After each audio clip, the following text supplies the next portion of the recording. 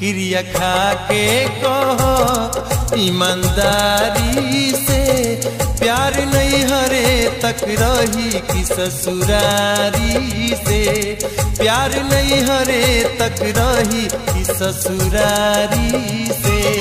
क्रिया खा के कहो ईमानदारी से, प्यार नहीं हरे तक रही कि ससुरारी से।